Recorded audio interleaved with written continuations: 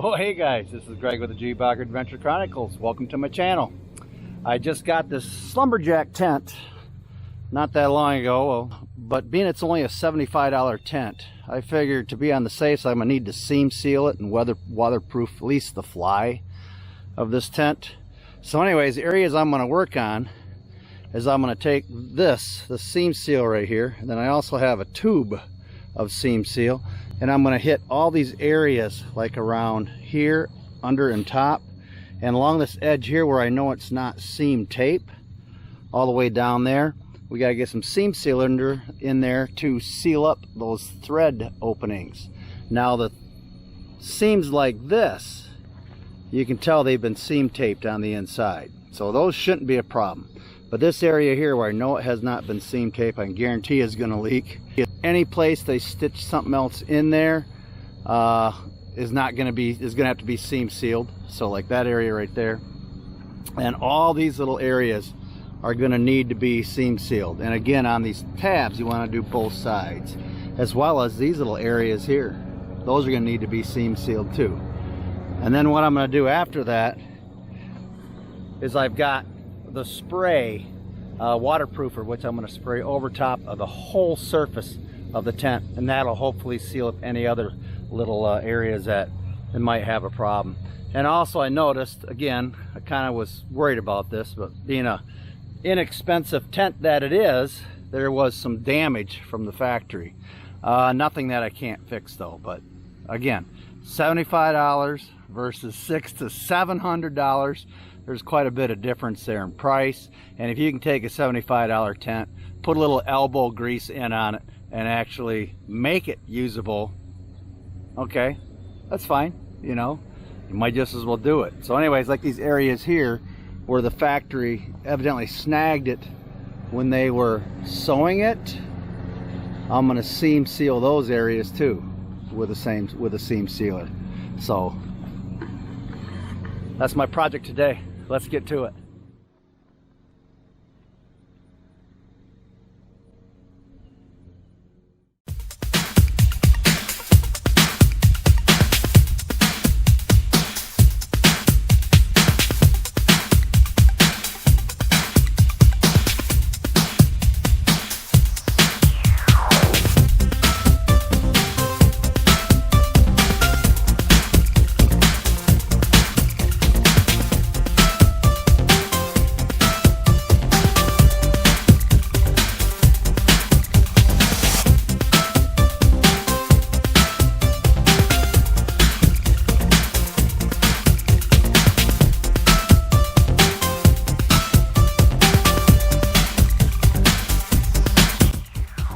Now, as you can see, I went over all these seams and you can kind of see it in there. Might not be the prettiest looking thing, but if this can stop it from leaking, what the heck. But I basically worked that liquid right into all those seams right there where the stitching is. That stitching will leak if it isn't sealed up. You can see I've done it all the way down around that door right there. Okay, now I'm going to use a different type of a seam seal, and that's going to be a little tube and a brush right here, which I just got this on Amazon as well. And the idea with this is you just put a little bit onto a brush. I've got the brush in my pocket too, just a little brush like that, and then I'm going to put a little seam seal on there, and I'm going to do underneath and on the outside of all of these areas where the tie backs, or I should say the guy lines, hook into it, both sides. And we'll seal that up, and also where these little toggles are stitched in. That's what's next. Okay, I'm going to kind of give you a close-up of how I do this, at least try anyways. But you want to cover all these threads right there,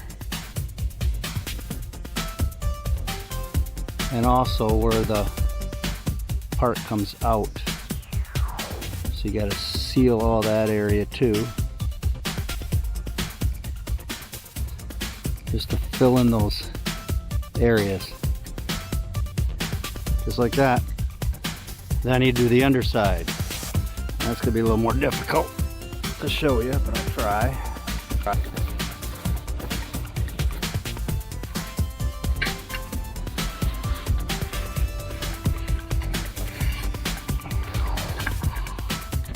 Kind of like that. And even these areas that are exposed, like right on this seam here, again, I'm sure that'll be a leak area, so I'll seam seal that one. There's another one over there, and then on all four corners.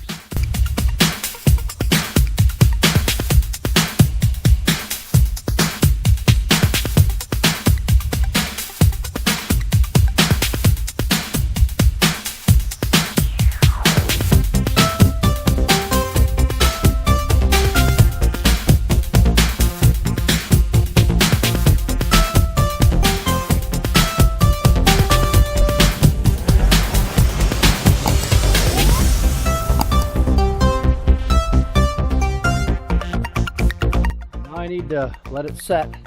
Once it's dry, then I can actually spray on the actual waterproofing spray that'll disperse all over the whole top, and that should help seal anything else up that might be leaking. So we got it.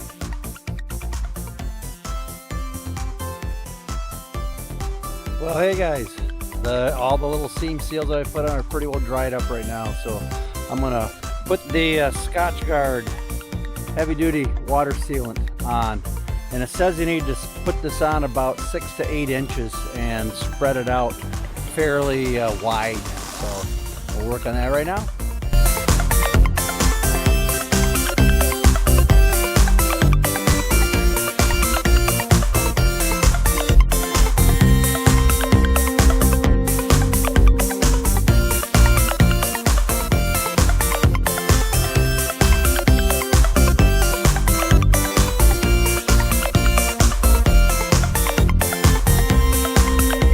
I have to do the very top yet. What I'll do is I'll let the sides dry, and then I'll come on out, drop that down a little bit so I can actually spray the whole very top of the tent.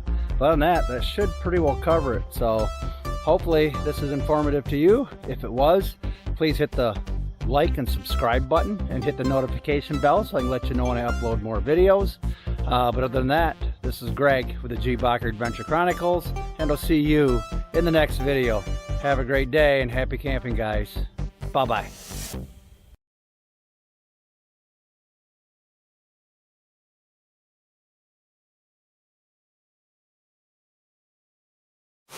Well, hey guys, Greg with the G. Bacher Adventure Chronicles. It is raining out. Yeah, I just actually seam sealed this tent right here, the Slumberjack, and it's been raining since early this morning, about 5 o'clock this morning, and it's been very steady. Now I just seam sealed that yesterday, so I'm just gonna check it out and see exactly how well she's doing, if we got any spots that we need to fix, or if we got the leaking, if there's any leaking at all, and got them stopped. So anyways, let's check it out. And as you can see, water's running off pretty good off of the fly, beading up very well. It's actually, if you see right there, it's actually cooling up on top, so it's going to be interesting to see if the water's coming through. But anyways, let's go inside the tent and see what she looks like. Definitely wet.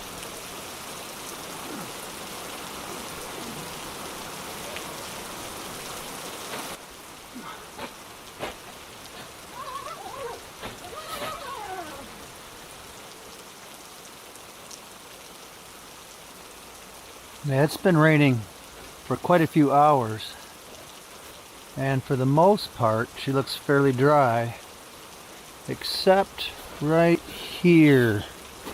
I do see some leaking right there where it's coming in from the fly and dropping on, so figure out where that's coming from so I know where to seal it.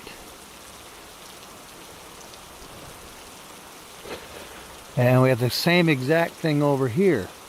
So we do have some water dripping through the fly, and it is puddling up on the floor. So yeah, we do have some puddling there. So we have to figure out where that's coming in, and it appears that it is coming in right where that loop ties in.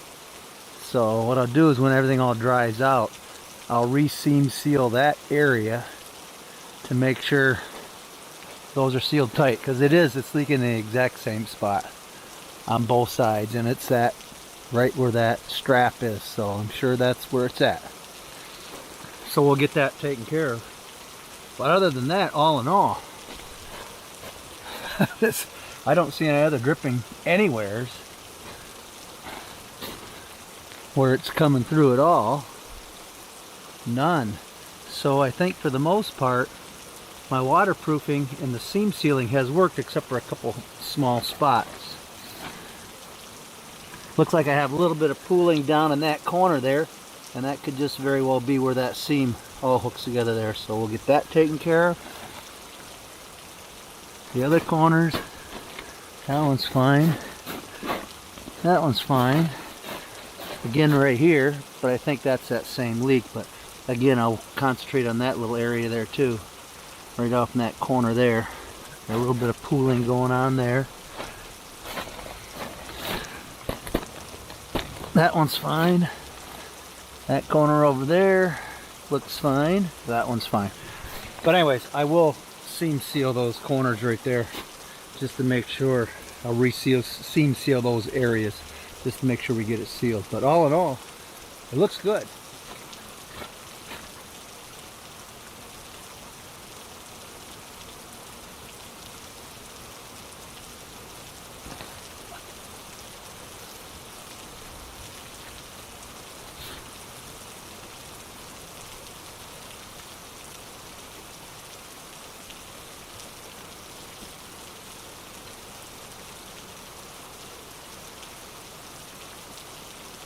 Definitely leaking at those two tab areas, but as far as the patch job where it got snagged, where I sealed it with a seam seal, that's sitting good. So I think for a $75 tent, I can't complain. I mean, yeah, I got some areas that I need to take care of, I will do that, but nonetheless, I'm glad I did do the waterproofing and the seam sealing, because I'm sure it definitely took care of the majority of the potential problems. So anyways, we'll let this sit out here for a little bit longer, and I'll come back out and we'll check it again.